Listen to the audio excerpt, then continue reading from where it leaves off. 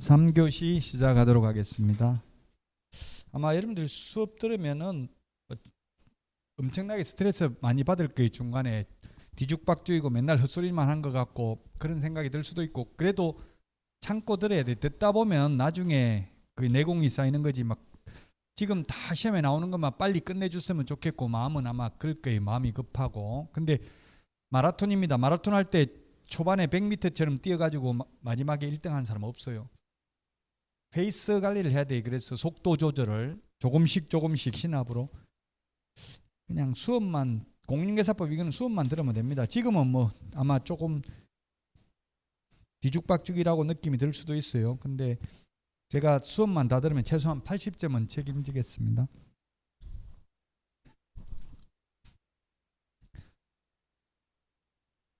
예, 동의하는 걸로 받아들이고 하겠습니다. 중개 보수, 옛날 수수료라고 했죠. 수수료, 중개 보수는 쌍방이 부담합니다. 우리나라만 쌍방이 부담합니다. 제가 자꾸 뭐 외국 같은 거 이런 거 말하는 게 여러분들이 이해를 시키기 위해 이해에 도움이 될까봐 말씀드리는 거고요. 물론 외국 제도가 우리 시험에 직접 나오지는 않습니다. 근데 외국에는 쌍방이 안 받고 일방한테 받더라고요. 한쪽만 받더라고요. 그럼 누구한테 받겠어요? 매수인, 매도인 중에서 만약 한쪽만 받는다면?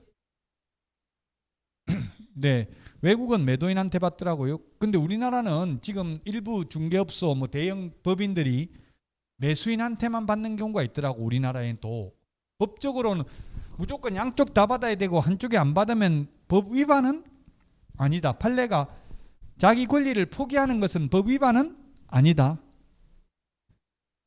더 받는 건 안 되지만 그 우리나라는 쌍방 받고, 제가 봐도 만약에 한쪽만 받는다면 매도인한테 받는 게 맞을 것 같아요. 왜냐면 매도인은 보통 남겨먹고 파는 경우가 많잖아요. 또는 아니면 뭐 손해보고 팔면 급해서 파는 거니까 매도인한테, 대부분은 좀 남겨먹고 파는 경우가 많죠. 그러면 매도인한테 받아야 되는데 우리나라는 오히려 매도인한테는 안 받고 세입자한테만 중개보수 받는 그런 중개업소도 있다고요. 그러나 어쨌든 시험에 나오면 법적으로는 양쪽 다 쌍방으로부터 각각 받을 수 있다. 그럼 쌍방으로부터 각각 받을 수 있는데 매수인이 자꾸 깎아달라 하니까 매도인이 그러면 복비는 내가 다 내줄게 니 끝까지. 그럼 중개보수가 100만 원인데 쌍방으로부터 각각 받으면 200만 원인데 이 200만 원을 매도인한테만 다 받고 매수인한테 받지 않았다면 법 위반일까요 아닐까요? 판례가 있어요. 원래 한 사람한테 100만 원씩 받아야 되는데 그냥 자꾸 깎아달라 하니까 내가 깎아는 못 주겠고 보수는 복비는 내가 내줄게 매도인이. 이렇게 해가지고 한 사람한테 두 사람 몫을 다 받는 것이 법 위반이다 아니다. 중개보수 어떠한 경우에도 초과해서 받으면 안 되거든요. 판례는 위반 아니다. 어차피 양쪽 다 받으면 200만 원 받을 건데 한 사람에게만 200만 원 받았다 하더라도 위반은 아니라는 게 판례예요. 법조문에는 없지만 어쨌든 개업공개사는 자기가 양쪽 다 받으면 200만 원 받을 거니까 200만 원 초과해 받은 건 아니잖아요. 그래서 판례가 그렇다고요. 한 사람한테 두 사람 몫을 다 받고 나머지한테는 안 받았다 하더라도 위반은 아니다. 중개보수 지급 시기는 약정, 서로 약속하기에 따라 달려있다. 근데 약속을 안 하면 언제 주는 게 원칙이다? 잔금 치를 때, 거래 대금 지급이 완료된 때 보수를 받는 게 원칙이다. 옛날에는 계약 성립 시 받는다 이렇게 돼 있었어요. 근데 현실적으로도 계약 성립 시 주는 게 아니라 잔금 치를 때 주고 있죠. 그러면 어떤 중개업소에는 가면 계약 시 중개보수를 지급합니다, 뭐 받습니다 이렇게 적어 놓은 경우도 있어요. 그렇게 약 해놓고 받아도 상관없다. 법 위반은 아니다. 미리 달라고 해도 위반은 아니라고 주면 받으면 어떻게? 예, 그러니까 먼저 받아도 돼요. 먼저 받아도 위반은 아니에요. 그럼 손님 입장에서는 가급 주면 안 주는 게 좋겠죠. 나중에 주는 게. 다 끝나고 개업공개사 입장이라면 빨리 받는 게 좋겠죠.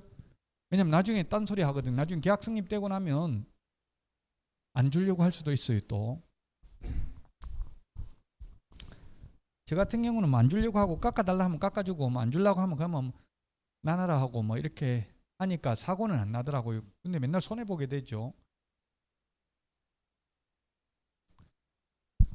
원래 이게 우리나라 중개보수가 웃기게 돼 있어요. 법정 깎도록 돼 있어요. 깎도록 당사자 간에 협의하도록 돼 있어요. 그러면 손님 입장에서는 깎아야 될 거고 개업공개사 입장에서는 법정 보수 최대 0.9%인데 0.9% 다 받는 게 좋겠죠. 아무 말 안 하면 그냥 계약서 확인 설명서 출력하면 거기에 중개보수가 찍혀 있어요. 찍혀 있으면 나중에 그거 달라고 그래. 그러면 좀 깎아주세요 하면 안 됩니다. 이렇게 해요. 그 미리 이야기하죠. 이렇게 이야기하더라고요. 그러니까 이제 손님 입장에서는 계약서 쓰기 전에 다른 데는 복비 안 받는다고 하던데요. 아니면 50% 깎아준다고 하던데요. 사장님 얼마 받으실 건데 이렇게 하면 그런 식으로 협상에 들어오면 압박을 하면 깎아줄 수밖에 없죠. 다른 데서 깎아준다고 하니까 그럼 아무 계약 안 하고 그럼 거기 가서 하겠다는데 근데 계약서 써버리고 나면 그때는 깎기 힘들어요. 손님 입장에서 지금 말하는 거예요. 이제 개업공개사 입장에서 보면 또 깎으면 안 되겠죠. 우리나라가 중개보수가 외국에 비해서는 굉장히 뭐라고요? 네, 깎을 수 있어요.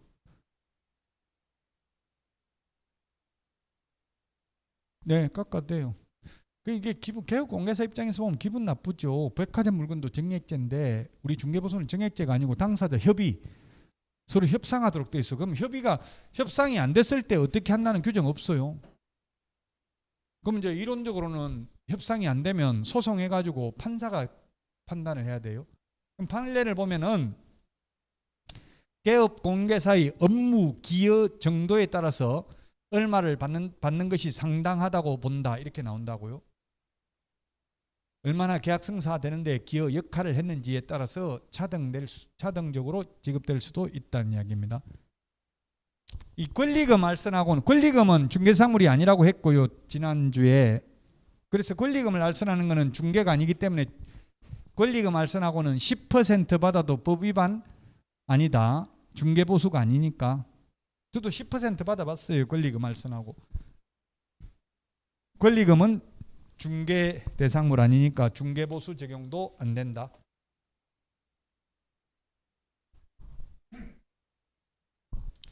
한도 초과해서 받기로 하면 전부 무효가 아니라 초과 부분만 무효입니다. 법정 보수가 100만 원인데 자꾸 책 찾으려고 지금 그냥 가볍게 들어요. 책 자꾸 찾으려면 스트레스 받아요. 어디 있는지 지금 페이지도 말 안 하고 제가 하는데 그냥 보고 있고 이제 1월 달부터 첫 번째 주부터 제가 페이지도 다 적어 드릴 거고요. 교과서 순서대로 나가니까 걱정 안 하셔도 돼요.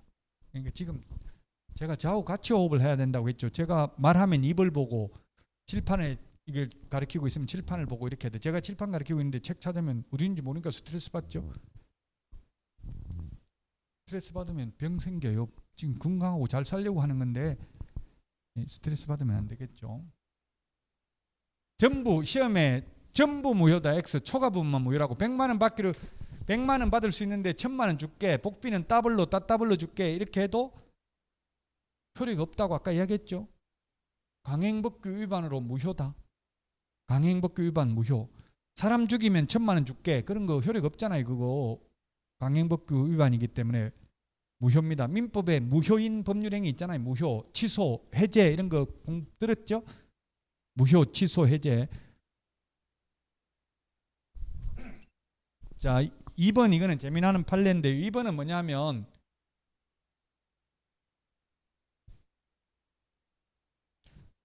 보증금 상간대 보증금 1억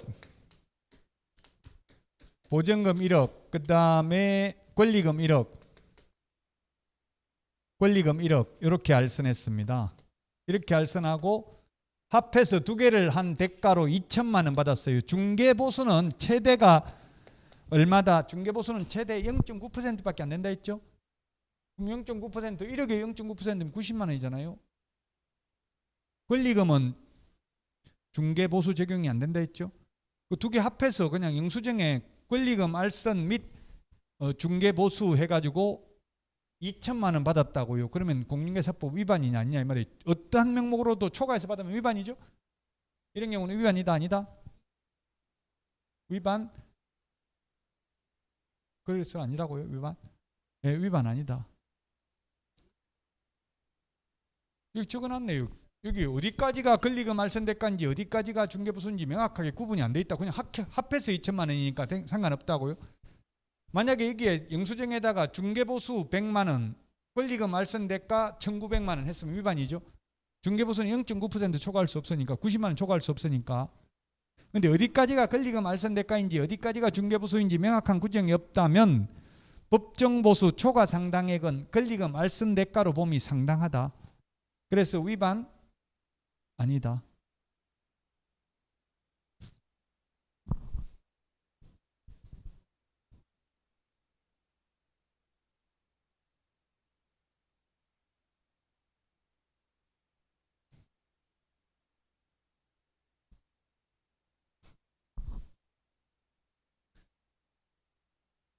누가 나이 더 많으셔? 두 분.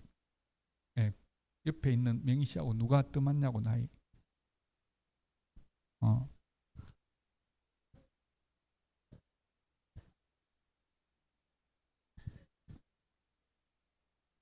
자, 그 다음에 행정처분입니다. 행정처분. 행정처분. 행정처분이 뭐냐면 행정청에서 하는 행정행위를 행정처분이라고 합니다. 330페이지 찾지 말라고 해도 자꾸 찾으니까 여러분들 331페이지에 보면 행정처분이라는 말이 있죠.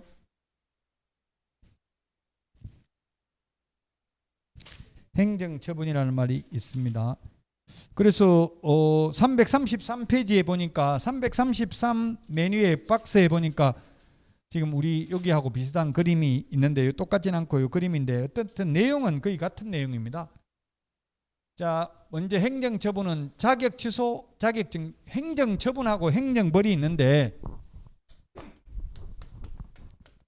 행정처분이 있고 행정벌, 행정처분이 있고 행정벌이 있고 행정벌에는 행정형벌이 있고 행정형벌이 있고 그 다음에 행정질서벌이 있습니다. 질서벌. 저도 친목회 중개벌 하다가 친목회 회칙을 위반하고 해서 친목회 회장이 저보고 벌금 100만 원 내라 이렇게 하더라고요. 그는 논리적으로 법적으로 보면 틀린 말이죠. 벌금은 형벌이고요. 형벌은 누가? 판사가, 사법부에서 판사가 선고를 합니다. 형벌은, 징역벌금은. 친목회 회장이 벌금 내라 이런 말, 우리 뭐 동창회 빠지면 벌금 내라 10만 원 내라 이런 말 하죠. 이론적으로는 그런 말은 성립될 수 없죠. 벌금을 동창 회장이 벌금 내라고 할 자격은 없습니다. 판사가 벌금을 선고한다고. 그래서 제가 싸웠어요. 친목 회장 보고 네가 판사냐 이렇게 하고 싸웠다가 왕따 돼가지고 망해가지고 폐업했는데요.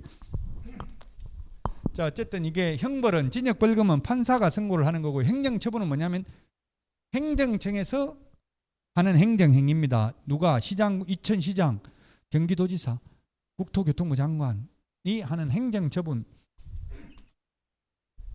이번에 뭐 트럭 기사들 파업하니까 업무 개시 명령, 그런 건 행정처분이죠. 판사가 명령 내린 게 아니라 장관이, 무슨 뭐 국토부 장관이나 이런 사람이, 누가 했는지 모르겠는데 이런 장관이 행정명령을 했을 거예요. 아마 국토교통부 장관이 했을 것 같은데 그게 행정처분이라고요. 행정청에서 하는, 행정관청에서 하는 행정행위를 행정처분, 판사가 하는 걸 행정형벌, 법원에서. 가장 강력한 행정처분이 뭐냐면 자격 취소입니다. 자격증 땄는데 취소돼 버리면 이제 자격증 다시 새로 따야 되죠. 자격 취소만 자격증 새로 따야 됩니다. 나머지는 자격증을 취소되는 게 아니기 때문에 자격증을 새로 딸 필요는 없어요. 그 자격 취소가 가장 강력한 행정처분입니다. 그 다음에 자격정지라는 게 있습니다. 자격정지는 소속 공인중개사가 업무를 하지 못하게 하는 걸 자격정지라는 표현을 쓰는 걸로 규칙을 정한 거예요. 소속 공인중개사가 뭡니까? 자격증 따가지고 취직한 사람을 소속 공인중개사라고 했죠. 소속 공인중개사를 업무 못하게 하는 걸 자격정지.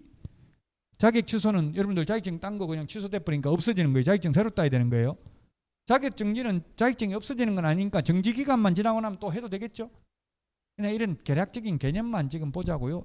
그 자세한 것까지 다 하려고 하면 스트레스 엄청 받으니까 지금 똑같은 거 5번 한다고 했어요. 5번 할 때마다 조금씩 이제 내용이 더 심도 있게 진행이 됩니다. 등록 취소 뭐냐면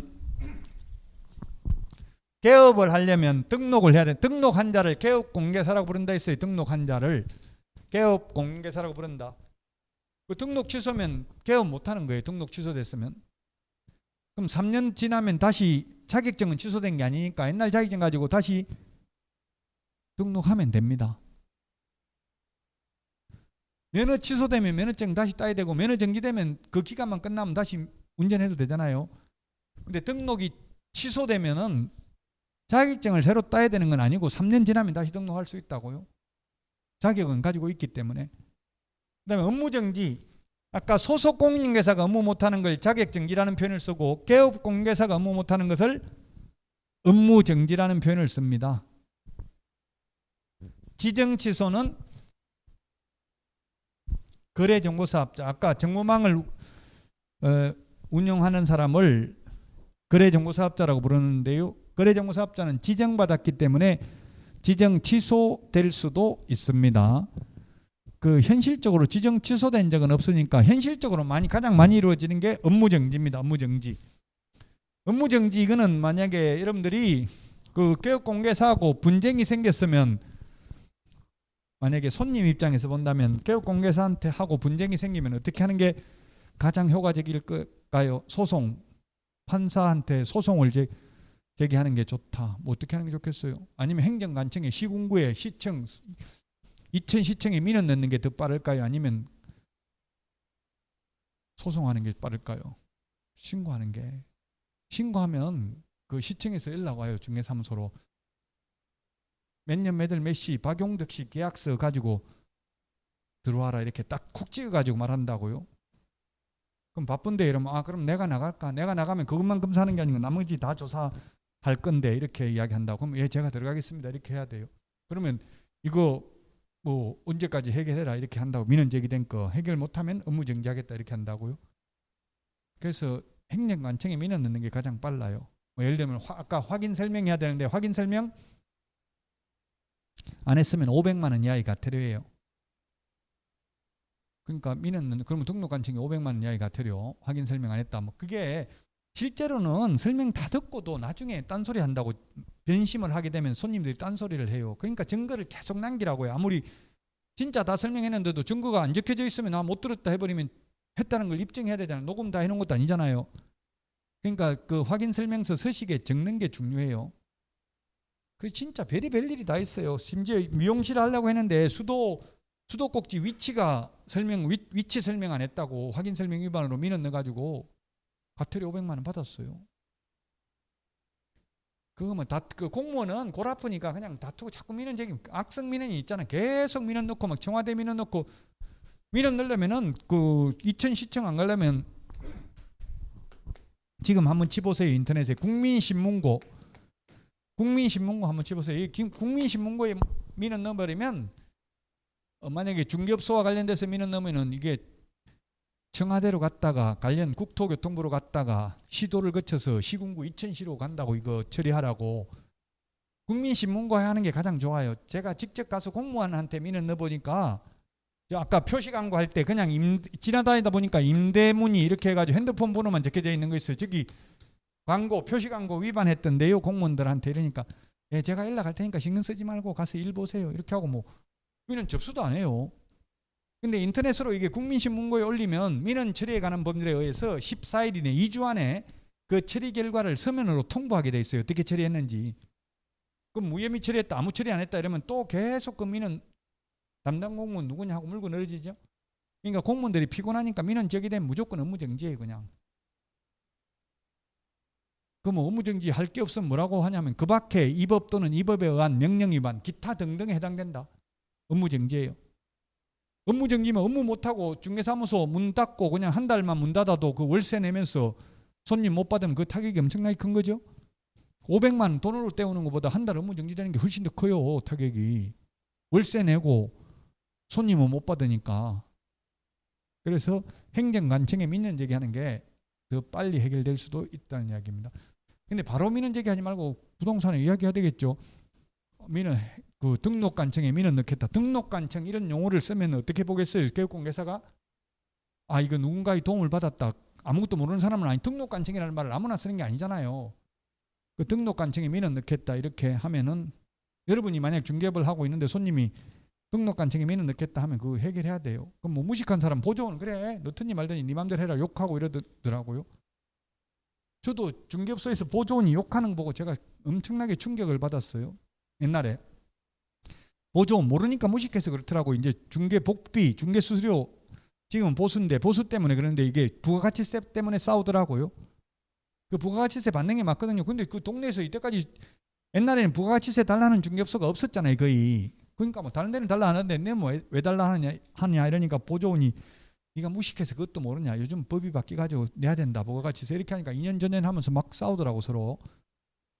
진짜 그 싸우면 안 돼요. 무조건 개업공개사는 어립니다. 갑을관계에서 민원 넣어버리면 그 싸움 해가지고 민원 넣어버리면 그것도 업무정지예요.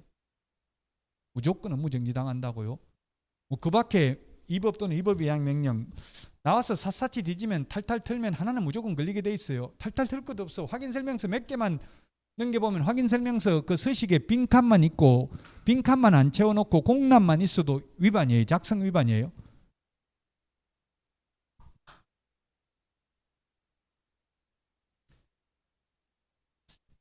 자, 이제 자격 취소 사유, 자격 정지 사유, 등록 취소 사유가 있는데 이 사유를 지금 다 암기하기는 어렵고 이렇게 이런 행위를 하면 뭐 예를 들면 자격증 빌려주면 자격 취소된다. 빌려주는 사람 있어요, 없어요? 그렇죠. 있으니까 이거 하면 하지 말라고 하면 자격 취소한다 이런 말을 하겠죠. 자격증도 빌려주면 안 되고 등록증도 빌려주면 안 됩니다.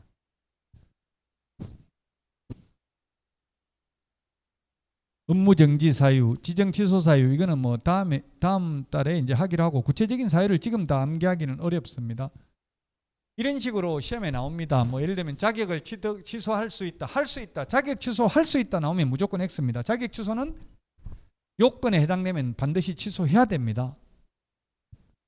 그래서 제가 이거 하여야 한다 이렇게 해야 된다고요. 그래서 제가 국토부에 건의를 했다고요. 변호사나 공인회계사는 변호사 자격 취소는 없어요. 변호사가 징역 가도 자격 취소는 안 돼요. 변호사 자격은. 근데 우리는 우리는 자격증 빌려주면 자격증 양도돼야 하면 1년 이하의 징역이나 1,000만 원 이하의 벌금에 처하고 반드시 취소해야 됩니다. 재량권이 없습니다. 그 제가 다른 자격에 비춰볼 때 너무나 부당하다. 그래서 우리도 자격 취소해야 되는 거는 없애달라 이렇게 국토부에 건의를 했더니만 받아주진 않네요. 너무 심려치 마십시오. 우리나라에 할 수 있다가 아니고 하여야 한다고요. 나는 그녀를 사랑할 수 있다. 하여야 한다. 사랑한다 하고 만약에 배우자한테 물었는데 당신 나 사랑해 하는데 당신 사랑할 수도 있다 하면 기분 좋아요, 안 좋아요? 할 수도 있다 이 말은 안 할 수도 있다니까 X라고 무조건 해야 된다고요. 자격 취소는 무조건 해야 돼요.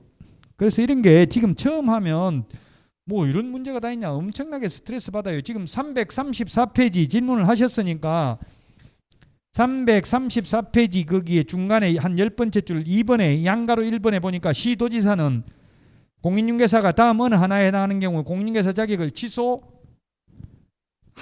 한다. 밑줄 치놓으세요. 하여야 한다. 할 수 있다라고 해서 X라고 지금 문제를 지금 풀면 스트레스만 받아서 바람직하지 않는데 괜히 이제 하여야 한다. 이게 뒤죽박죽 되다가 어느 날 갑자기 탁. 예, 그렇죠. 제가 아까 무조건 자격 취소는 해야 된다 했잖아요. 변호사 같은 건 자격 취소가 없는데도 불구하고 그래서 형평성에 어긋난다고 다른 자격에 비해서. 변호사 공인회계사는 자격 취소 없어요. 근데 우리는 심지어 의사 같은 거는 뭐 예를 들면 의료법 위반으로 예를 들면 뭐 환자한테 성추행을 해도 의사 자격 취소가 없어요. 우리는 공인중개사법 위반으로 징역 가면 무조건 자격 취소거든요. 그 의료법 위반으로 의사가 만약에 취직해놓고 만약 뭐 성추행을 한다든가 이렇게 하면 의사 면허를 취소해야 된다 이렇게 해가지고 의사들 막 들고 일어나가 데모해가지고 결국 문재인 정부에서도 그 의료법 개정 못했잖아요. 우리는 그 의사단체나 변호사단체는 무조건 가입해야 되고 하나밖에 없기 때문에 힘이 엄청나게 세요. 근데 우리 공인중개사협회는 가입해도 되고 안 해도 되고 그래서 공인중개사협회 데모한다고 모이라고 하면 100명도 안 모여요.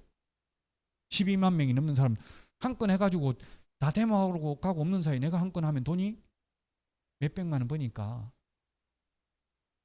근데 의사협회 이런 거는 무조건 의무가입이니까 의사협회, 변호사협회는 우리하고 다른 게 우리는 지금 징계권이 어디 있냐면 등록관청, 즉 시군구에 있다고 해요. 업무정지를. 근데 변호사협회는 변호사협회에서 징계해요. 그러니까 협회 말을 안 따를 수가 없죠. 내 말로 다 모이라 하면 다 가야 돼. 안 가면 그것도 이제 업무정지 시켜버린다고요. 협회에서. 우리 협회는 단결이 안 되는 게 지금 가입할 수 있고 안 할 수도 있거든요. 그 지금 협회 이종혁 회장이 지금 한국공인중개사 협회 회장인데 법정단체 반드시 가입해야 된다로 지금 입법 예고는 돼 있어요. 근데 국토부에서 반대하더라고. 반드시 가입하게 하면 공정 경쟁을 저해할 우려가 있다 이러더라고. 그럼 변호사협회하고 의사협회는 왜 안 하냐고요. 의사협회 변호사한테는 말 못하고 만만한 게 개업공개사라는 이야기예요.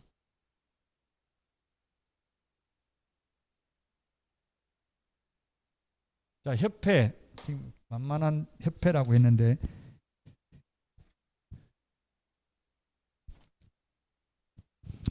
협회는 가장 큰 특징이 협회에 가입할 수도 있고 안 할 수도 있고 찾고 싶으면 어디서 찾으면 된다고요? 맨 앞에 목차에서 찾으면 됩니다.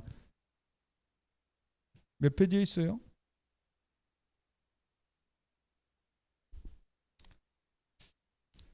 300페이지 있습니다.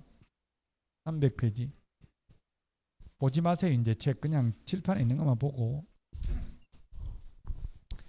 협회는 설립해도 되고 안 해도 된다. 설립하려면 300명 이상 발기인이 되어서 창립총회 의결을 거쳐야 되는데 창립총회는 600명 이상, 여기 100명 이상, 20명 요 숫자가 시험에 나왔습니다.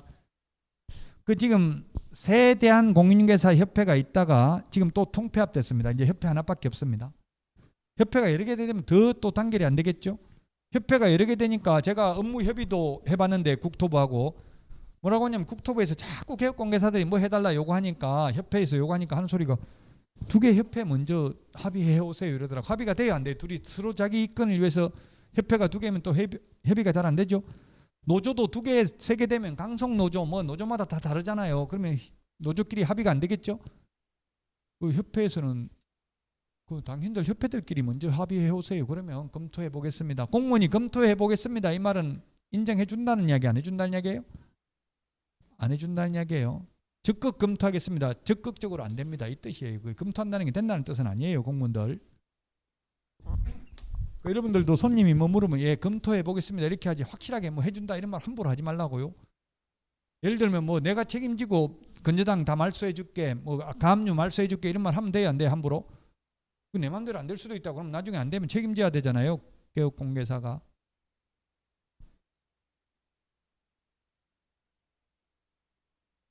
말 빠르죠 너무.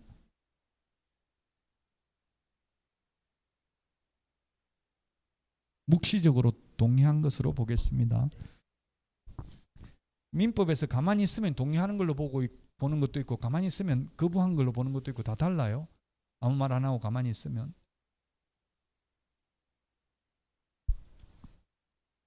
자, 협회 이렇게 지금 협회를 만들려고 하니까 가장 힘든 게 광역시 제주도에서 20명 모으는 게 힘들다 이런 말을 하더라고요. 세대한 공인중개사 협회. 세대한 공인중개사 협회는 민법 강의하던 민법 선생님이 회장을 하다가 지금은 이제 하나로 한국 공인중개사 협회로 통폐합됐고요. 인가 받는 거는 요거 딱 협회 하나밖에 없습니다. 협회만 설립 인가 받습니다. 지정은 거래정보사업자 지정 받는 거 하나밖에 없습니다.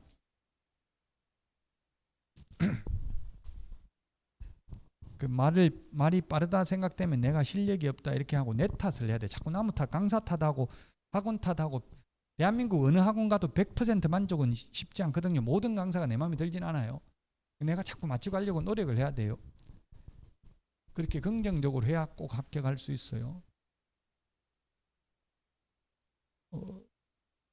이제 지금은 막 그 말이 자꾸 제가 빠른 것 같긴 한데 제가 봐도 1월 달부터는 이제 천천히 하도록 노력하겠습니다. 근데 나이 먹어가지고 노력한다면 잘 바꿔요 못 바꿔요? 배우자 앞으로 뭐 잘못했는지 모르고 와이프가 잘못했다고 반성하라면 알았다 잘못했다 미안하다 이러면 뭐 미안한데 물어보면 모르겠다 그냥 미안하다고 네가 하라고 하니까 한다 이렇게 하고 또 바꿔요 안 바꿔요?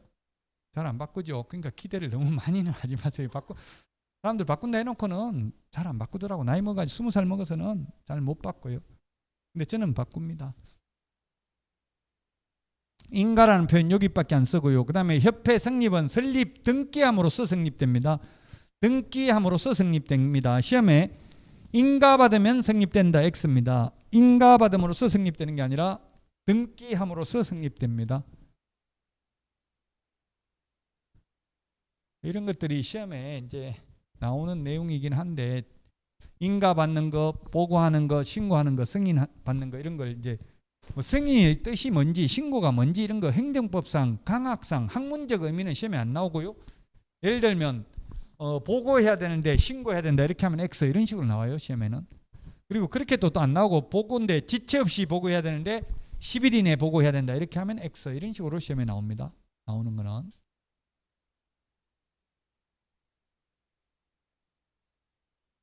빨리 찍으려면 지금 기다리고 있어 넘어가는 거. 근데 찍어가지고 보지는 않을 거예요 아마. 찍기만 찍지 막상 보진 않아요. 제 얼굴도 좀 넣어가지고 찍으려면 찍고.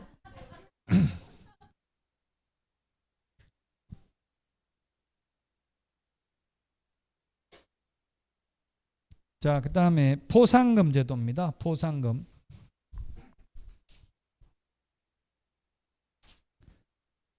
포상금 제도인데요. 포상금은 포상금이 어디 있냐면은 323페이지, 22페이지, 23에 있는데 포상금. 지금 322페이지에도 포상금 보니까 27, 28, 30 계속 나왔다고 돼 있죠. 최근에 시험에 나왔던 부분이 계속 나온다고 했어요. 미국 신문에 보니까 한국은 조직적으로 스파이를 양성하는 국가다 이렇게 뉴스에 나온 걸 보고 제가 깜짝 놀랐는데요. 그게 뭔지 보니까 이게 파파라치 제도, 즉 포상금 제도가 우리나라에는 엄청나게 많대요. 뭐 쓰레기 몰래 벌리는 거, 신고하는 거, 뭐 예를 들면 10시 넘어서 뭐 예를 들면 몰래 과외하는 거 이런 거 걸리면 신고하면 다 포상금 주는 제도가 있나 봐요. 우리 공인중개사법에도 있고요, 주택법에도 있고, 농지법에도 있고, 다른 법에도 있어요. 포상금 제도가. 주택법에서도 불법 전매하는 거 신고하면 포상금 주는 게 있어요. 쓰레기 봉투가 아니라 뭐 가게 같은 거 봉투 그냥 돈 안 받고 그냥 봉투 공짜로 줘도 그 신고하면 포상금 받죠. 50만 원인가 그래요.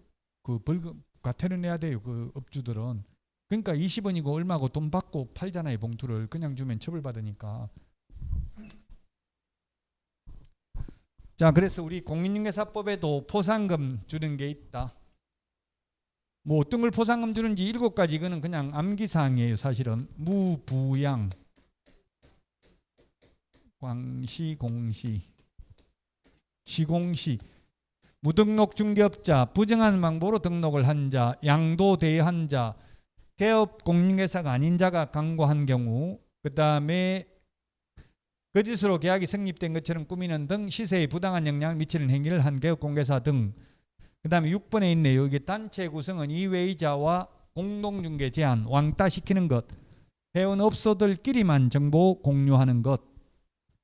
왕따 당하는 사람은 자기가 왕따 당하는 줄 알아요, 몰라요? 아예 로그인 자체가 안 돼. 그 정보망에 들어가지를 못하니까 당하는 줄도 모르고 당하고 있어요. 저도 어릴 때 중학교 때 제가 시골에 있다 중학교를 도시로 가는데 촌놈이라고 엄청나게 두드려 맞고 왕따 많이 당했어요. 지금 생각해 보니까 죽고 싶었어요. 그때 진짜로. 그 당시는 뭐 하도 무서워서 학교 가기가 무섭더라고. 맨날 때리고 이렇게 하니까. 그러니까 투쟁하는 자만 쟁취할 수 있더라고요. 그 제가 실험 선수였거든요. 그 자꾸 때리길래 수업 시간에 제가 의자로 가지고 그냥 그 때리는 애를 찍어가지고 했더만 선생님한테 불려갔는데 저는 한 번도 전과가 없고 그는 전과가 많으니까 걔가 막 정학 먹고 이래가 저보고 쟤는 또라이라서 손대면 안 된다 해가지고 그 다음부터 편하더라고. 한번 그렇게 투쟁하고 나니까 하도 맞다 안 돼가지고. 여러분들도 그래서 중개업소 하면 투쟁해야 될 게 많아요. 남은 물건 빼돌리고 이런 게 많거든요. 같은 중개업소끼리 내 물건 빼돌리고 이러면은 막 욕하고 싸우고 이렇게 해야 돼요. 그래야 다음에 가만히 있으면 또 다음에 또 그러겠죠. 저거는 함부로 손대면 골 아프다, 완전히 미친 사람처럼 한다 막 이렇게 무서워해야 다음부터 물건 같은 거 함부로 안 빼돌린다고요. 누구든지 시세에 부당한 영향을 미치는 행위 하면 안 된다. 주로 아파트 입주자 커뮤니티 이런 데서 많이 하죠. 분여회, 동대표 이런 분들 담합을 많이 하잖아요. 아파트 같은 경우는 우리도 뭐 6억 밑으로 내놓지 말자 이렇게 담합하는 거 보상금 지급 대상입니다.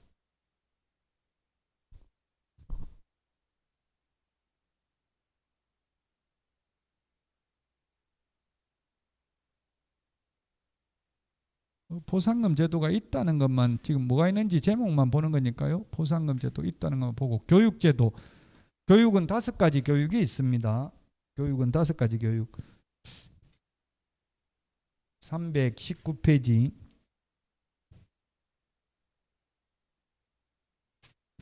319페이지가 아니고 그 앞에도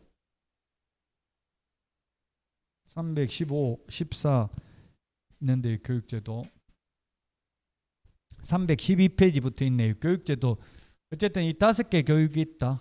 5개 교육 그냥 연수교육 요거는 2년마다 현업에 종사하는 개업공개사와 소속공개사가 2년마다 한 번씩 받는 게 연수교육입니다. 이거는 사진 안 찍어요. 빨리 찍으려면 찍어. 근데 보고 집에서 안 보면 굳이 찍을 필요 없어요. 나중에 다 자료는 나오니까. 자료가 없어서 공부 못하진 않아요. 이거 다 자료는 나가니까. 어쨌든 우리가 회사 다니면서 실무교육 받는다고 그래. 연수교육 받는다고 그래. 연수원에 가서 연수교육 받는다는 말 많이 하죠. 연수교육 더욱 연마하고 수련하는 거기 때문에 현업에 종사하는 분들이 받는 게 연수교육이에요. 2년마다 한 번씩 개업공개사나 소속공개사가 받는 게 연수교육.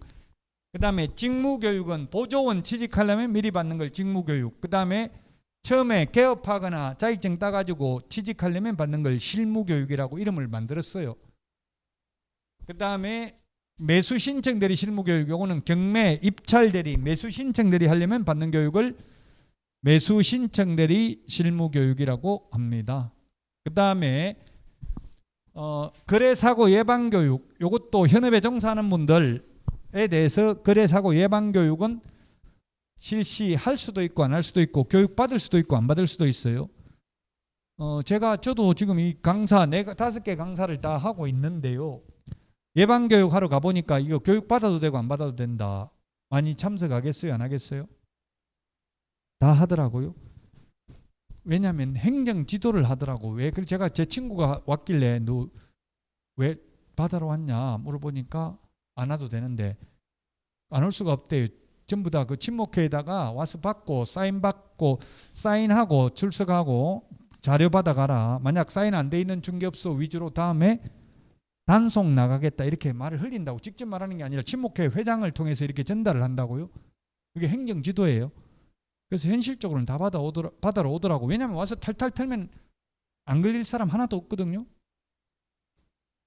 아무리 저는 법을 완벽하게 지켰다고 생각하고 보통 단속 나오면 단속 떴다 문 닫고 도망가라 가서 빨리 뭐 맛있는 거나 먹으러 가자 이렇게 하거든요. 근데 난 안 따라갔어. 죄 지은 거 없다고 생각해가지고. 보통 9시 뉴스에 보면 막 중개사 노란 완장 차고 저 판교 단속하러 가서 문 열려고 이렇게 하면 문 잠겨 있어요? 열려 있어요? 뉴스에 봤죠? 어떻게 알고 문 잠궈 놓고 도망갔겠어요? 손님 올지 뭐 단속하러 올지 어떻게 뭔가 정보가 미리 흘려졌다는 이야기죠? 정보를 알고 있으니까 문 닫고 갔을 거 아니에요. 손님 올지 어떻게 알고 그 문을 닫고 가냐고 중개업소에. 단속 떴다 문 닫고 도망가라 이렇게 연락이 와요. 그럼 여러분 죄 지은 게 없으면 도망가야 되겠어요? 도망 안 가고 버티고 있어야 되겠어요? 죄 지은 거 없다 나는. 저도 버티고 있었어요. 죄 지은 거 없다고 생각하고. 그때만 컴퓨터 들고 가버리더라고요. 일주일 동안 업무도 못했어요.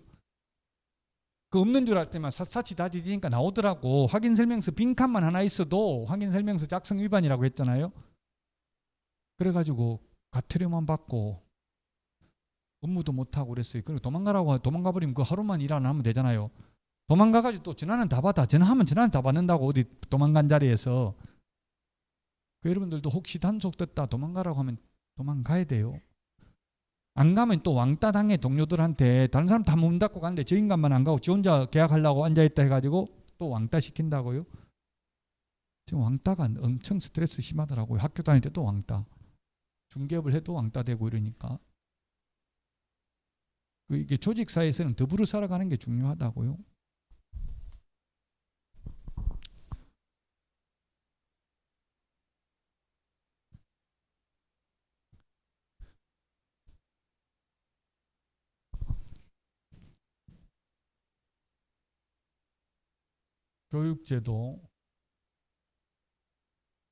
교육제도 어떻게 시험에 나오는지 하나만 볼까?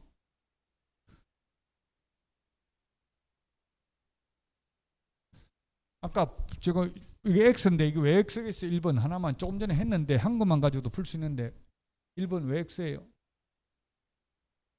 네, 아까 보조원이 받는 걸 직무교육. 실무교육은 취직하거나 자격증 따가지고 개업할 사람이 받는 게 실무교육. 연수교육은 현업에 종사하는 분들이 받는 게 연수교육.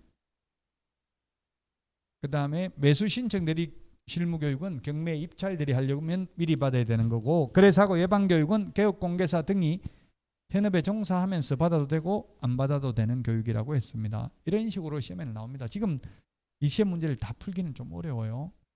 전부 다 XX가 많은데 엄청나게 스트레스 받고 많이 틀려봐야 돼요. 10번 이상 틀려봐야 돼요. 틀린 거 똑같은 문제 또 내면 또 틀려요. 그걸 버텨야 된다고요.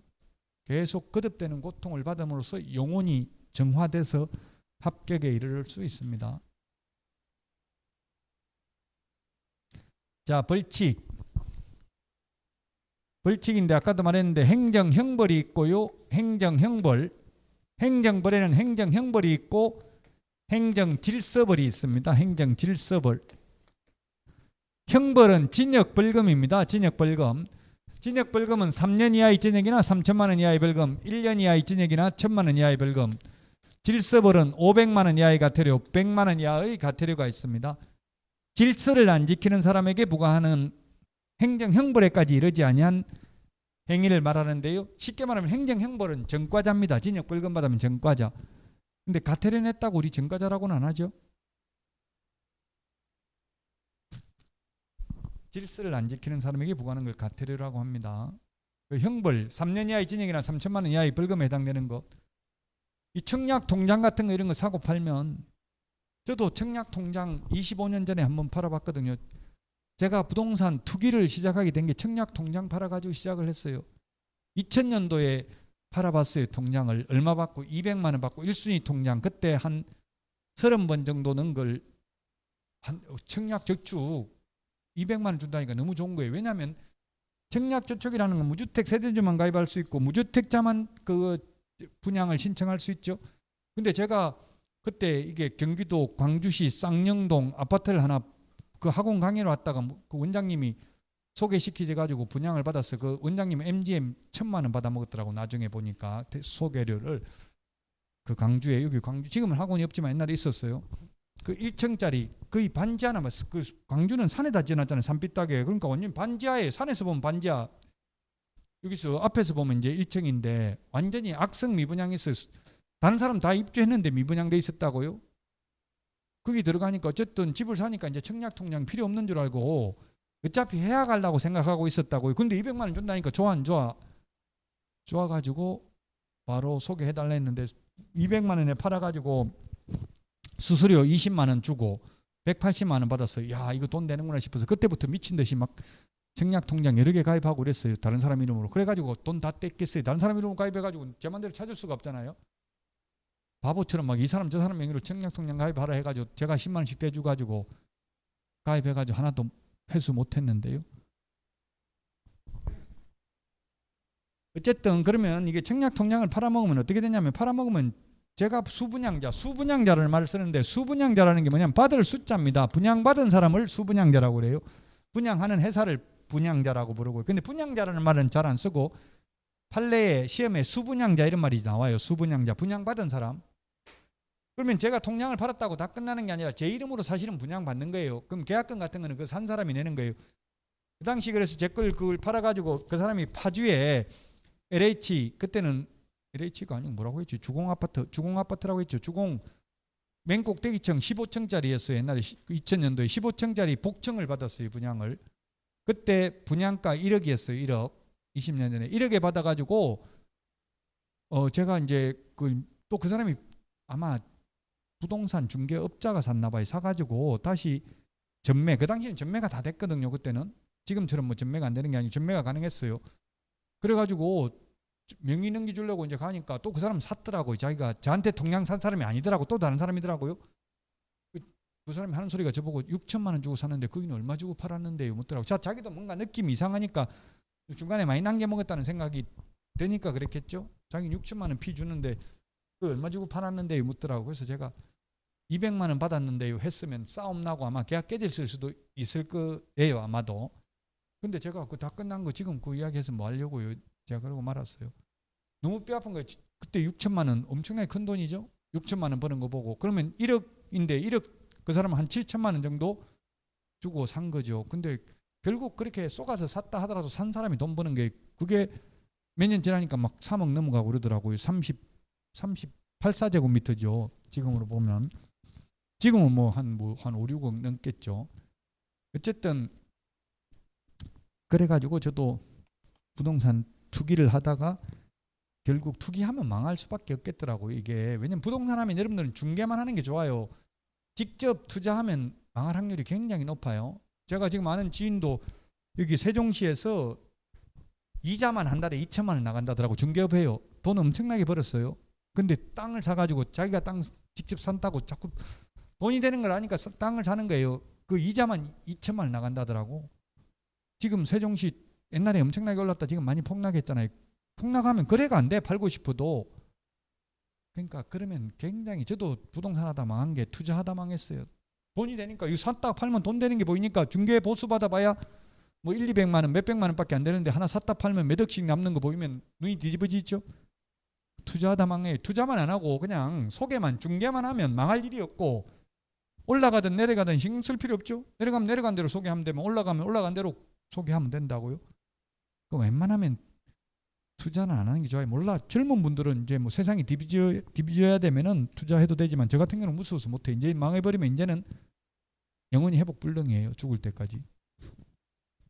저는 투자하려 해도 하지도 못해. 이제 와이프가 뭐 지금은 옛날에는 뭐 월급 봉투 이런 게 있지만 요즘은 통장으로 다 입금되니까 제 마음대로 쓸 수 있는 돈도 없고 현금 만원 어떨 때는 받고 그래요. 한 달에 로또 사겠다고 만 원 달라면 그것도 뭐 못 사게 하고 주지도 않고 그래요. 카드로 되지도 않잖아요. 로또는 다른 거는 카드로 쓴다 하지만. 자 어쨌든 그래서 3년 이하의 징역이나 3천만 원 이하의 벌금에 해당되는 게 이런 게 있다. 통장 같은 거 소개해도 안 되고 팔아먹어도 안 된다. 소개한 중개하는 것도 분양 관련 장사가 청약 통장 이런 거예요. 3년 이하의 징역이나 3천만 원 이하의 벌금이다. 앞에 금지행에서 했던 내용입니다. 그 다음에 1년 이하의 징역이나 1,000만 원 이하의 벌금에 해당되는 게 14가지가 있고요. 이거 공부 잘하면 다 알아버리면 무서워서 중개업하기 힘들겠죠. 시험에는 2문제 정도 나와요. 이게 징역, 벌금 이런 게 암기해야 됩니다. 근데 다른 과목은 공법도 벌칙이 있지만 다른 과목에서는 시험에 거의 안 나오는 걸로 알고 있어요. 정확하게는 모르겠지만 어쨌든 공인중개사법은 이 벌칙마저 암기해야 되는데 판사든 검사든 이 벌칙 공인중개사법 벌칙 이거 판검사들이 다 암기하고 있겠어요? 없겠어요? 못 외워요. 근데 우리는 시험 봐야 되니까 다 암기해야 된다고. 나중에 시험 보기 전에는 징역 벌금 사유를 500만 원 이하의 과태료에 해당하는 거. 아까 부당한 표시 광고가 뭐라고 했어요? 허위 매물 올리는 거, 미끼 매물 올리는 거. 가격 높게 올린다고 했어요? 낮게 올린다고 했어요? 낮게 손님 끌려고 싼 데 전화 오니까 인터넷에 올리면 싸야 전화가 오잖아요. 전부 매물이 다 공개되어 있으니까. 네이버 부동산에도 들어가면 매물 올라와 있는 게 뭐 몇 평 이게 다 금액이 적혀져 있잖아요. 그럼 싼 데 전화할 가능성이 많죠. 그러니까 허위 매물, 부당한 표시 광고. 그러니까 정부에서는 속이지 말고 있는 그대로 올리라는 이야기에 부당한 표시 광고 하지 말고 500만 원 이하의 과태료입니다. 100만 원 이하의 과태료 사유도 9가지가 있습니다. 가장 가벼운 벌이에요. 100만 원 이하의 과태료가. 최하 100만 원이에요. 100만 원 이하니까 100만 원 과태료 부과할 수도 있고 50만 원 내게 될 수도 있고 그렇죠. 100만 원 이하니까 이상이 아니고 이하. 시험에 이하인데 이상으로 X 나온 적도 있어요. 그러면 이상이라는 말을 한 번도 안 하고 맨날 이하 하니까 아예 이하 이상은 보지도 않고 100만 원만 보고 틀리는 경우도 있어요. 그래서 이제 여러분들이 계속 문제 풀고 이렇게 하면서 연습을 나중에 하게 될 겁니다. 많이 무수히 틀려보는 거.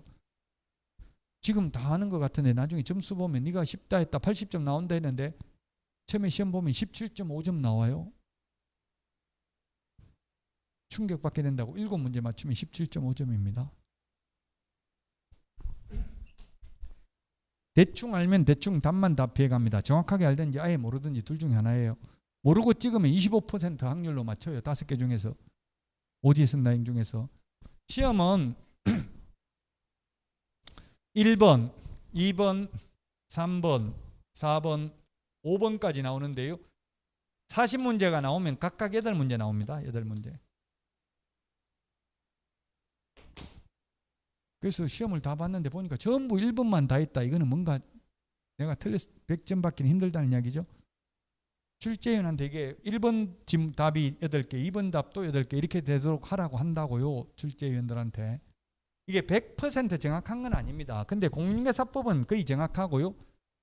안 정확한 게 제가 검증을 해보니까 공시세법, 세법은 16문제고 등기법 12문제, 지적법 12문제니까 요거는 정확하게 한 문제 정도 차이나. 여기 7문제면 여기 9문제 이렇게 될 수는 있어요. 근데 터무니없이 차이는 안 나요. 거의 비슷하다고요. 각 문항별로 정답이.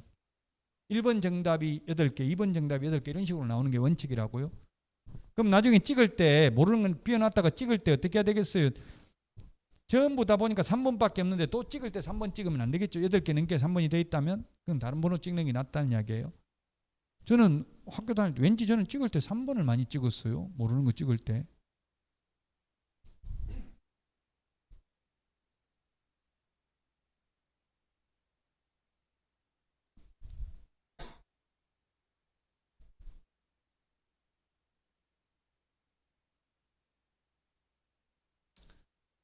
부동산 거래 신고 제도가 있는데요. 부동산 거래 신고. 이제 법령은 다 끝났고 부동산 거래 신고 등에 관한 법률이에요.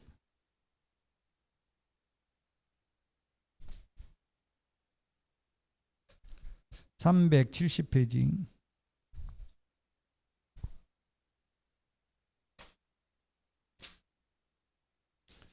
374페이지에 있는데요.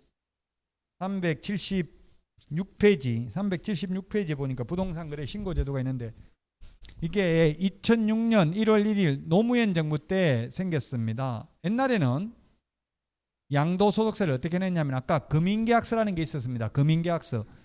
금융계약서에 기재된 금액이 취득세 신고가액이었어요. 옛날에는. 그게 취득가격이었어요. 근데 지금은 실거래 가격으로 취득세 내야 되죠. 지금 부동산 가격이 뭐 지금 자꾸 내려가고 있는 게 여러 가지 요인이 있는데 뭐 금리가 높은 것도 있고요. 그다음에 이제 다주택자에 대한 양도소득세 중과세, 그리고 다주택자들은 취득세 2주택이면 원칙적으로 규제지역에서는 8%, 3주택 이상이면 12%, 1주택인 경우 1%에서 3%까지 부과를 하죠. 그 취득세 이것도 영향을 많이 미치는가 봐요. 다주택자. 그 뭐 지금 종부세도 2주택까지는 중과세 안 한다고 하는데요. 3%까지고 최대 3주택부터는 이제 6%예요. 종합부동산세도. 뭐 2주택 정도까지는 갈아타기 하고 뭐 하나씩 투자하고 이렇게 해도 된다지만 3주택 이상부터 하는 사람까지는 보호해 줘야 되는지는 한번 생각은 해봐야 될 것 같아요. 뭐 자본주의니까 알아서 많이 가지고 있어도 좋다. 가지고 있는 대신에 세금은 어느 정도 내야 되지 않나 하는 생각은 드는데 그거는 뭐 정책적인 거는 다 사람마다 생각이 다르니까 어떻게 단정적으로 말할 수 있는 부분은 아니고요. 제가 없으니까 이런 소리 하는 거예요. 제가 집만 많으면 또 원래 인간은 다 자기 위주로만 생각할 수밖에 없잖아요. 예, 집 많으면 많은 사람 더 혜택 줘야 된다 생각할 수도 있겠죠. 오히려 근데 임대주택, 민간임대주택 특별법에 의한 민간임대주택 제도가 있기 때문에 다주택자들도 충분히 세금 안 내고 할 수 있어요. 민간임대주택 특별법에 의한 민간임대주택 사업자로 등록을 하면 10년 이상 장기간 세를 주면은 다 혜택을 취득세, 종부세, 양도소득세 다 혜택을 주니까요. 그 지금 정부에서 또 그걸 이때까지는 그 매입 임대주택은 이제 지금은 안 되거든요. 임대사업자 등록이 아파트 같은 경우는. 근데 이제 그것도 허용할 걸로 또 바뀔 가능성이 있어요. 지금 아파트 같은 경우는 지금 건설 임대주택, 즉 부영 건설 이런 데서만 지금 민간 임대주택 특별법에 의한 뭐 10년간 살고 나서 그 이후에 그 건설회사는 싸게 받거든요. 정부로부터 토지 싸게 받아가지고 10년간 임대하고 10년 후에 또 비싸게 분양할 수도 그 시세대로 분양할 수 있으니까요. 세입자는 또 10년 동안 최대 1년에 5%밖에 안 올리니까 세입자는 훨씬 좋죠. 그리고 그 건설 임대주택은 보니까 중간에 나간다고 하면 내준다 하더라고요. 그는 법에는 그런 게 내줘야 되는 법은 없는데 뭐 건설사들이 그냥 내주더라고. 왜냐하면 시세보다 싸니까 세입자 쉽게 구할 수 있으니까 그냥 나간다고 하면 돈 내준다고요. LH 같은 데는 살다가 나간다고 하면 계약 기간 안 끝나도 바로 돈 내주거든요. 한 달 안에 이야기하면. 그 일반 새 살다가 아파트 분양받아가지고 입주하려면 굉장히 그 이사 날짜 맞추기 쉽지 않잖아요. 그 저도 3개월 옛날에 입주할 때 날짜 맞아가지고 3개월 동안 떠돌이 생활을 했었어요. 짐 이삿짐 센터에 맡겨놓고. 그럼 보관료 내더라고. 하루에 뭐 5,000원인가 보관료 내야 된다더라고. 이삿짐 맡기면. 자, 어쨌든 이제 지금은 결론은 취득세도 실거래 가격으로 낸다고. 그럼 실거래 가격인지 아닌지 어떻게 하냐면 신고를 해야 돼요. 신고하는데 거짓으로 신고하면 과태료 내야 된다고요. 5% 이하 과태료 내야 되고 거짓 신고하면 30일 이내 매매 계약했으면 신고해야 된다. 이게 2006년도 노무현 정부 때 생긴 제도입니다. 부동산 거래 신고 제도. 이런 부동산 거래 신고 제도 제목만 보겠습니다.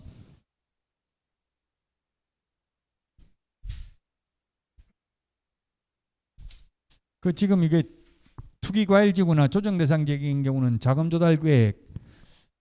저도 이게 투기과일지구에 제가 투기과일지구에 아파트를 분양받아봤는데 분양받아도 이게 증빙 자료를 제출하라더라고. 이게 굉장히 어려운 게 3년 후에 입주하는데 그때 입주할 때 무슨 돈을 할 건지 증빙 자료, 통장 잔액증명서 이런 거까지 내야 돼요. 굉장히 어렵던데 그 대신에 그런 건 있더라고요. 단 미래소득이라고 해서 자기 연봉의 3배까지는 증빙이 없어도 미래소득으로 인정을 해주더라고요. 아파트 분양은 지금 당장 들어가는 게 아니잖아요. 매매 같으면은 이제 그 어려운 게 이게 30일 이내에 신고해야 되는데 잔금을 30일 후에 치르는 경우도 있죠. 반드시 잔금을 뭐 30일 안에 치르도록 해야 된다 이런 규정은 없잖아요. 석 달 후에 잔금 치러도 된다고요? 그럼 석 달 후에 잔금 치를 돈 무슨 돈으로 할 건지 미리 지금 증빙자를 다 내야 돼. 통장 잔고까지. 그러면 이제 이렇게 하면 거래가 안 될 것으로 생각하고 이런 규정을 만들었죠. 지금 서울은 서울, 과천, 하남 뭐 이런 데는 아직도 광명 같은 데는 투기과일지구잖아요. 분당, 수정구, 성남시 수정구, 분당구도 지금 투기과일지구입니다. 지금 이천은 규제지역이 아니기 때문에 분양받으면 6개월만 지나면 전매 가능하죠.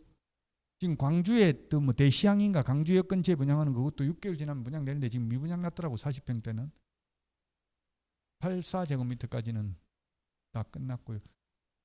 다 끝났는지는 모르겠어요. 요즘은 그 청약 당첨만 내놓고 계약을 안 하는 경우가 많거든요.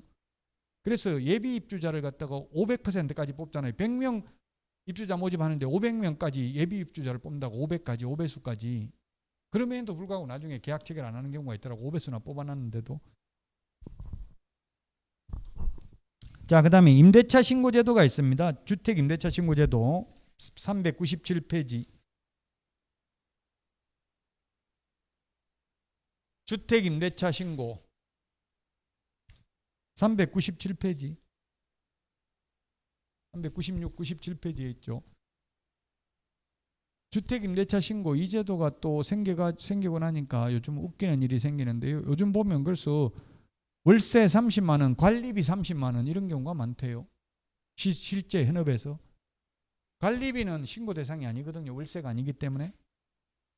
또 이게 뭐 관리비로 받는 게 세금도 임대소득세 낼 때도 관리비는 비용이잖아요. 어차피 다 들어가는 거잖아요. 그럼 임대소득세도 안 잡히고 이러니까 참 잔머리 굴리는 거는 잘 안 시켜도 알아서 잘들 하시는 것 같아요. 돈 벌려면 그렇게 해야 되죠. 뭐 옛날에 이명박 전 대통령 건보료 2만 원 냈고 지금 뭐 김건희 여사도 7만 원 냈다. 자산이 70억인데 이런 말도 나왔잖아요. 왜 그렇게 했어요? 그거는 재산 가져가면 그렇게 나올 수가 없겠죠. 월급을 그냥 한 200만 원 밑으로 받는 걸로 이렇게 하면 돼. 그 이명박 전 대통령도 자기 건물의 경비원으로 그냥 명의만 올려가지고 2만 원 냈다고 옛날에 그러더라고요. 저도 2만 원 건보료 낸 적이 있거든요. 월급 40만 원 받는 걸 하니까 2만 원 내게 되더라고요. 저도 해봤어요. 저는 그렇게 취직해가지고 학원 강사로 근무해봤기 때문에 뭐 완전 속인 건 아니고, 어쨌든 돈 벌려면 그렇게 누구든지 내가 또 그렇게 입장이 되면 그렇게 할 수밖에 없죠. 남이 한 거는 또 비난하게 되고, 인간은 그렇게 자기 위주로밖에 생각할 수 없다고요. 누구든지.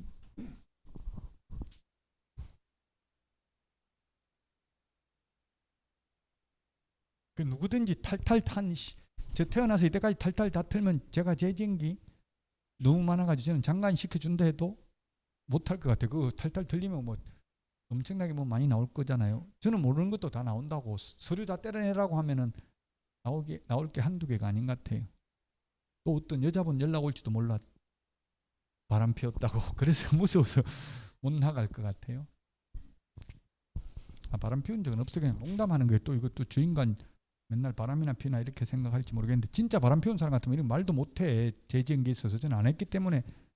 이거 와이프가 다 볼 수도 있는데 이거 다 증거가 남기 때문에, 또 그런 게 없기 때문에 말해도 와이프가 믿지도 않아요.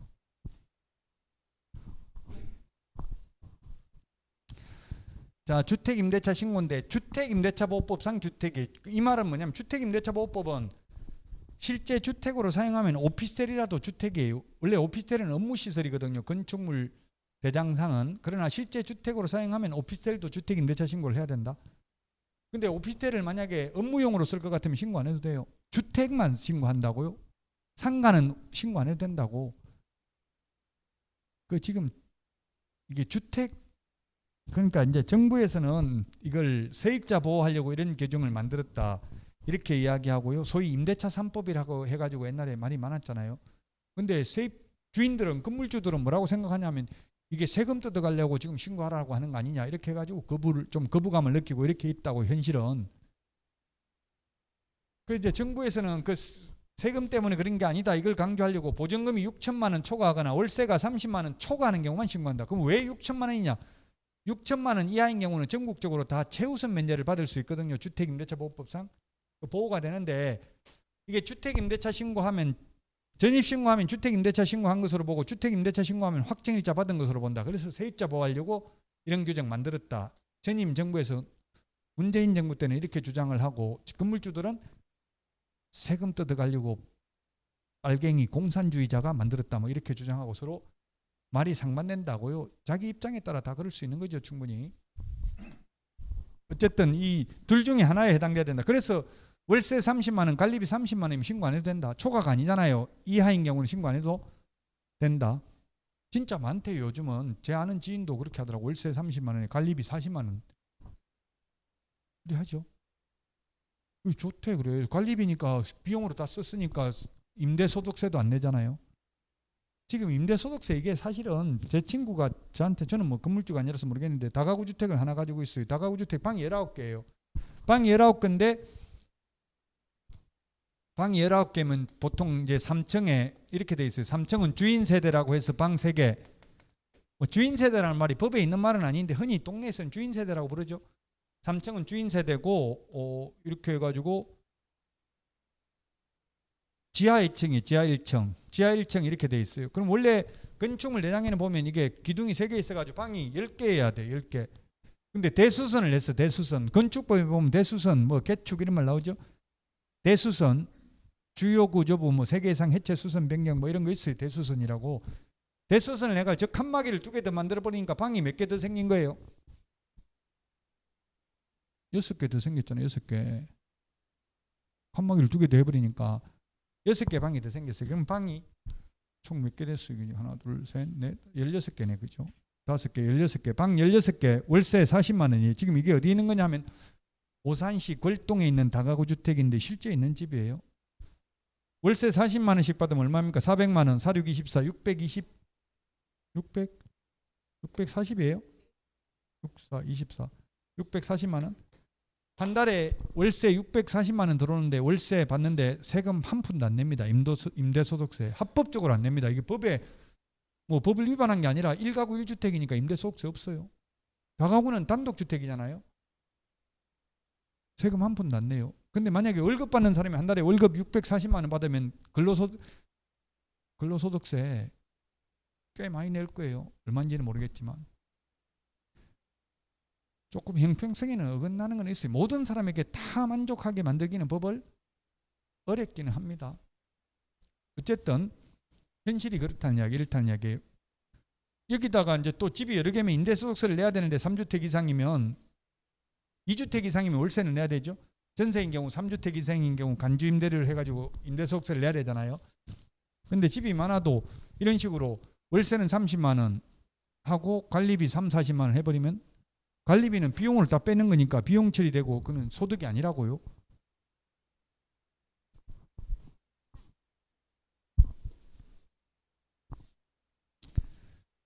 (2021년 6월 1일) 이후 체결한 계약부터 신고하면 되고 30일 이내에 신고하고 수도권이나 광역시 외의 군지역은 신고 안 합니다. 함양군, 산청군, 거창군 이런 데는 신고 안 해도 됩니다.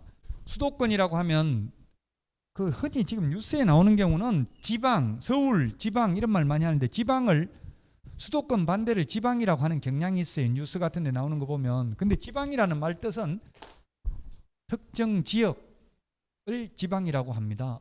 뭐 프로방스 지방, 미국의 하버드 대학이 워싱턴에 있는 게 아니거든요. 그럼 미국에서 그걸 하버드 대학을 지방 대학이라고 하지 않아요. 그 지방이라는 표현은 부적절합니다. 즉 비수도권 지역을 흔히 우리나라에서는 지방이라고 해요. 그럼 수도권이 어디냐 하면 서울, 인천, 경기도를 수도권이라 한다고 법에 수도권 정비계획법 제2조 용어정에 나와 있어요. 이천은 수도권입니까 아닙니까? 수도권인데 원주는 수도권 아니죠? 강원도는 아니에요. 춘천이 뭐 전철된 개통됐다고 뉴스에 보면 춘천 저기 뭐 천안도 뭐 수도권 편입 어쩌고 저쩌고 이런 식으로 나와요. 법적으로는 수도권 아닙니다. 경기도 아니기 때문에.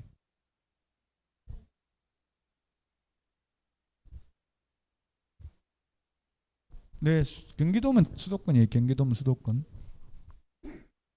그 수도권 장호원 읍도 신고해야 됩니다. 근데 장호원에서 좀 더 내려가면 충청북도 음성군 안 해도 됩니다. 음성군 안 합니다. 시골에 있는 군지역은 월세 30만 원 초과해서 받아도 신고 안 해도 된다. 또는입니다. 또는 이런 걸 또는입니다. 또는 미시 아니고 미하고 또는하고도 달라요. 우리 시험에는 또는은 둘 중에 하나만 해당돼도 신고해야 되고 미시면 둘 다 해당돼야 신고해야 되는 거죠. 집에서 일반적으로 생각하던 거하고 시험하고 다른 게 너무 많아요.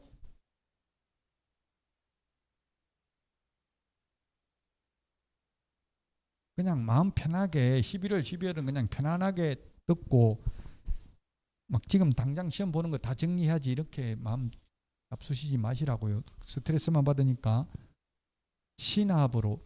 저는 대학교 1학년 때 국어시험에 교양 국어를 배우는데 신압으로의 뜻을 쓰시오 했는데 어머니가 신압으로 이런 말을 하는 거는 많이 들었는데 이게 무슨 뜻인지 적으라고 하니까 막상 글로 적으려고 하니까 못 적겠더라고. 그래서 시험 보고 나와서 바로 국어사전 찾아보니까 이 뜻이 모르는 사이에 조금씩 이런 뜻이더라고요. 틀렸어요. 지금 국어시험 공부 신압으로 해야 된다고요. 모르는 사이에 조금씩 하다 보면 서서히 내공이 쌓이는 게 이게 헛소리 같지만 계속 들어놓는 게 가슴 속에서는 계속 축적이 돼가지고 나중에 시험 보는 날 가슴 벅찬 희열을 느끼게 된다고요.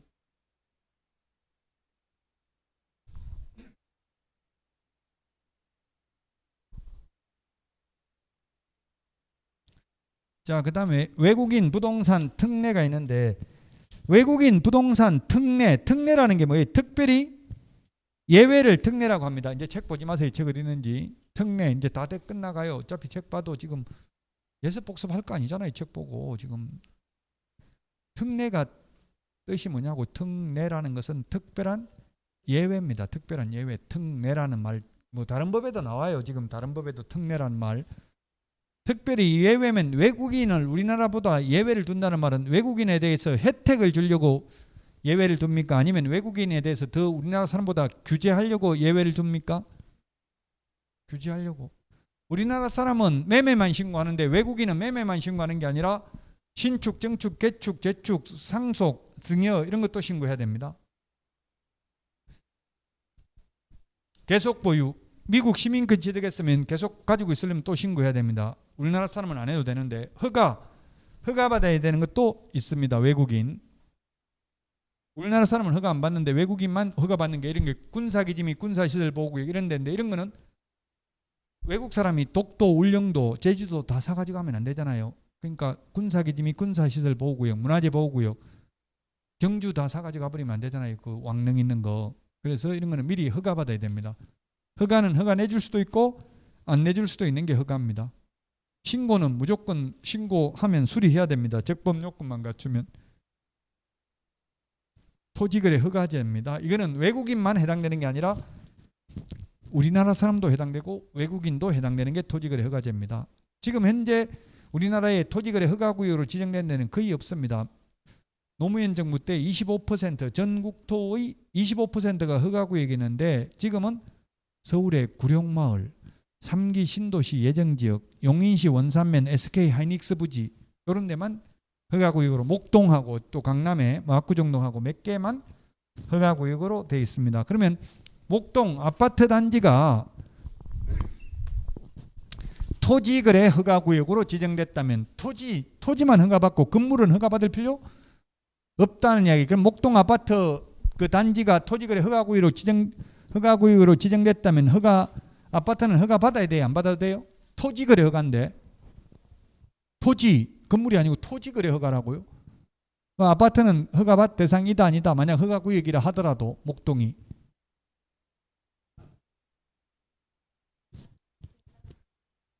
토지거래 허가인데 토지인데 그렇습니다. 아파트 토지 지분과 일체로 결합하여 거래되어야 하므로 집합건물 소유 및 관리에 관한 법률에 의해서 토지 지분은 빼고 아파트 건물만 거래할 수는 없기 때문에 허가 받아야 됩니다. 100점입니다. 완전 100점. 농지 많이 가지고 계세요? 파세요. 8년 이상 제촌 장행했으면 양도소득세 빨리 팔고 썩고 죽어야지. 자식들한테 남겨줘봐야. 제촌 자경에 1억까지만 1억 공제 받죠. 세액 공제 받죠.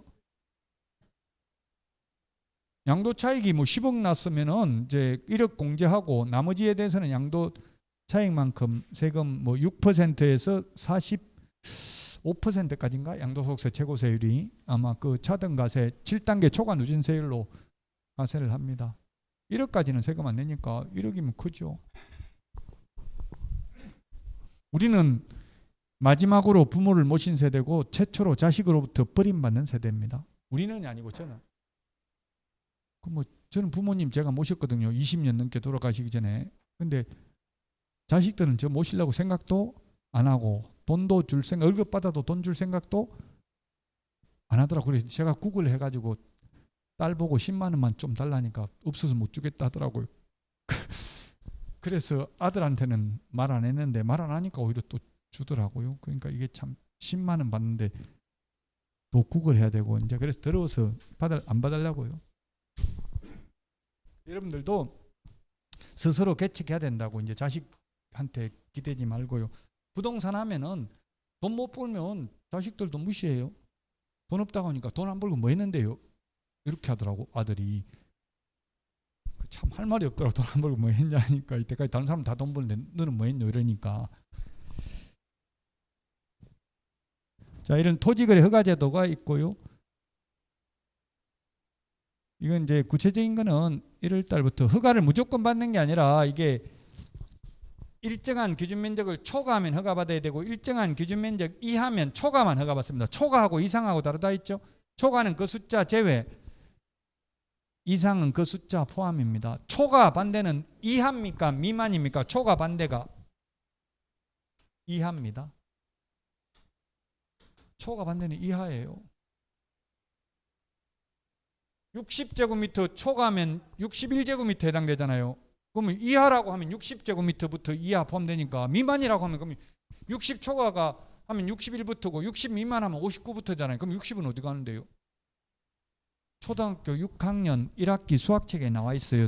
초과 반대는 이하, 미만 반대는 이상. 수학적 기초 조금 있어야 됩니다. 이거 공부하려면 이 정도 기초는 있어야 돼. 이상 이하는 초과 미만.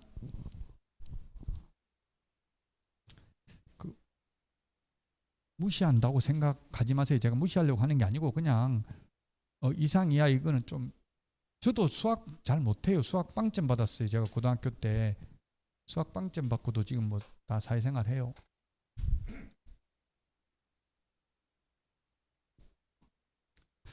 지금 허가 절차 이런 것들은 있고요. 그 다음에 허가 무조건 허가 내주는 게 아니고 투기 목적이면 허가 안 내줍니다. 투기 목적 실수요성이 있어야 허가 내줍니다.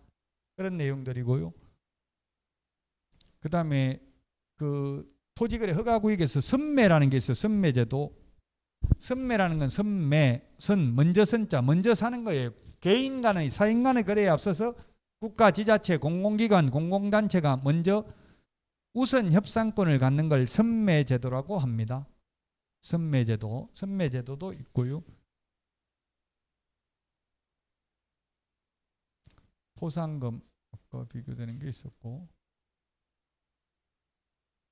부동산 거래 신고 등에 관한 법률도 벌칙이 있고, 그 다음에 자진신고자에 대한 특례가 있는데 리니언시 제도입니다. 리니언시 제도. 이 자진신고 제도 미국 같은 데서는 유죄 협상이 있습니다. 폴리 바게닝이라고 하는데 유죄 협상이 있습니다. 검사가 같이 마약 먹은 사람 다 불면 너는 봐줄게 이런 게 있어요. 그게 유죄 협상 폴리 바게닝이라고 하는데 미국에서는 그게 합법적입니다. 우리나라에서는 불법입니다. 폴리 바게닝 제도가 없습니다. 근데 지금 사실 검찰 수사 이런 걸 받아보면 다 불면 최대한 선처해 주겠다 이런 걸 은연중에 사실은 하고 있습니다. 우리나라도 원래는 불법인데. 그래서 뭐 안 불다가도 감옥에 가고 나면 잘 불잖아요. 계속 불러가지고 조사하면 막 스트레스 받아가지고, 저도 조사 받아봤는데 그게 꼭 때려야 되는 게 아니고 안 때려도 잠을 안 자고 계속 불빛 밝은 데서 수사관들이 한 10명이 바꿔가면서 들어와요. 그래가지고 물었던 걸 또 물어요. 그러면 아까 내가 거짓말했어. 뭐 거짓말했는지 기억이 안 나요. 그 똑같은 걸 물으면 대답이 달라. 그럼 아까는 이렇게 해놓고 왜 이렇게 헛소리 하냐. 너 진실을 말 안 할 거야 하고 이렇게 옆에 사람 부르는데 너 끝까지 안 불고 너만 뒤집어 쓸래 이런 식으로 하면 불게 되더라고요. 현실적으로. 데모한 사람, 같이 데모한 사람 안 불려고 하는데도 잡혀 들어가면 다 불어요. 그 마찬가지 이게 미리 불면 미리 자진 신고하면 리니언시 제도라고 해요. 이게 고해성사에서 천주교 고해성사에서 유래됐대요. 먼저 제지했다. 내가 위반했다고 먼저 자백한 사람, 나는 거짓 신고 다운계약서 적을 생각이 없었는데 매도인이 다운계약서 안 적으면 안 판다고 해서 어쩔 수 없이 다운계약서 적었다 하고 자진신고 스스로 신고하면 면제해줘요. 과태료를. 왜? 둘이 엄밀히 이루어진 거 적발하기 어려운데 한 명 면제해주면 한 명만 면제해주거든요. 먼저 자진신고한 사람만. 이런 제도가 부동산 거래 신고 등에 관한 법률에서만 있습니다. 그 다음에 확인설명서 서식. 확인설명서 서식이 1이 주거용, 2가 비주거용, 3이 토지, 4가 임목, 공장재단, 광업재단. 확인설명서 서식이 4개가 있어요. 그 4개 서식 비교하는 게 시험에 출제될 수 있고요.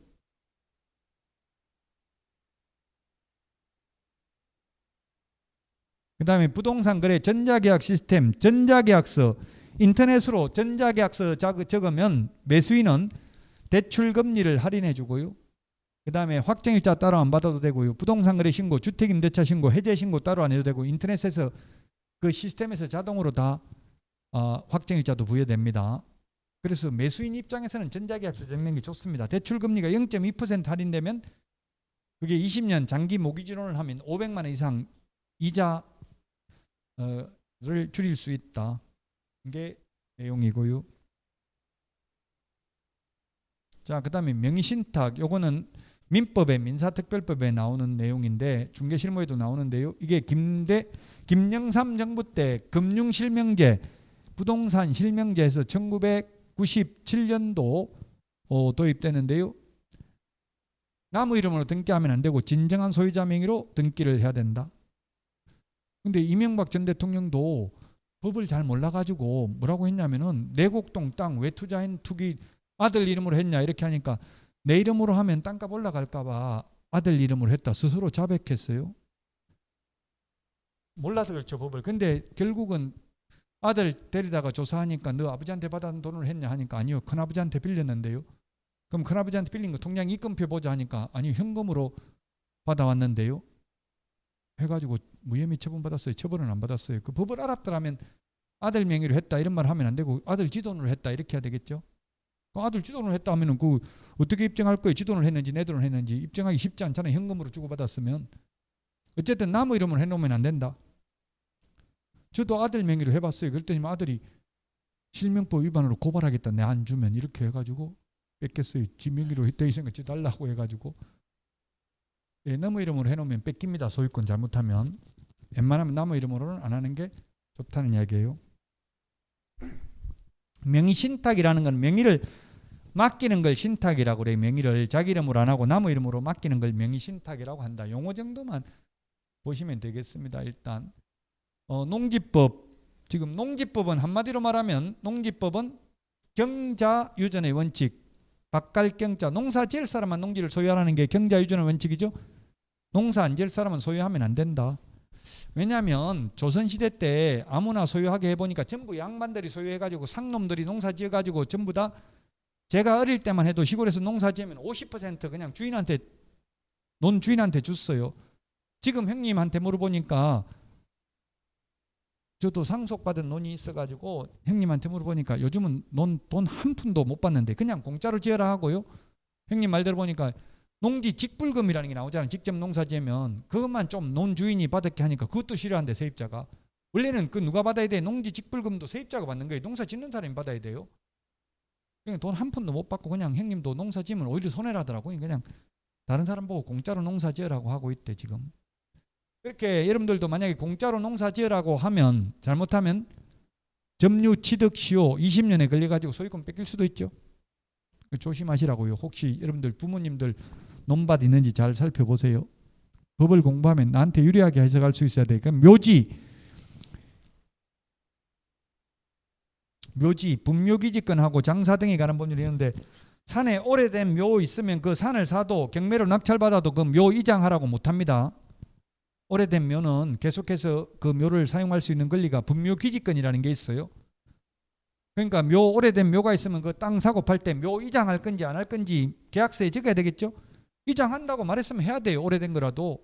아무 말 안 하고 팔면 묘 이장 안 해도 된다고요. 그래서 이게 굉장히 중요하죠. 중개실무상은. 영구무한이 영원히 존속됩니다. 그 다음에 주택임대차보호법, 그 다음에 상가건물임대차보호법이 있습니다. 주택임대차보호법하고 상가건물임대차보호법이 있는데, 민법에 임대차가 있습니다. 민법에 보면, 계약법에 보면 임대차가 있죠.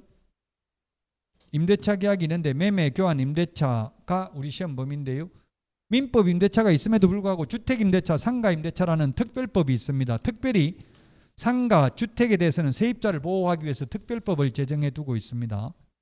그럼 예를 들면 세입자하고 보통 오피스텔이나 원룸 같은 거는 1년 계약을 많이 체결하죠. 1년 계약에도 최단기가 2년입니다. 2년은 보장받을 수 있어요. 세입자는 1년 계약해놓고도 1년 더 살겠다 주인한테 이렇게 할 수 있어요. 왜? 강행법규 위반은 무효이기 때문에, 효력이 없기 때문에 약속해도. 상가 건물 임대차 법이 있고, 그 다음에 경매에 대해서도 좀 공부를 하고요. 그 다음에 매수 신청 대리인 등록, 개업공개사가 경매 입찰 대리를 할 수 있는데, 그 입찰 대리를 하려면 지방법원장에게 매수 신청 대리인 등록을 하고 그 지도 감독을 받아야 됩니다. 여기서도 한 문제 출제됩니다.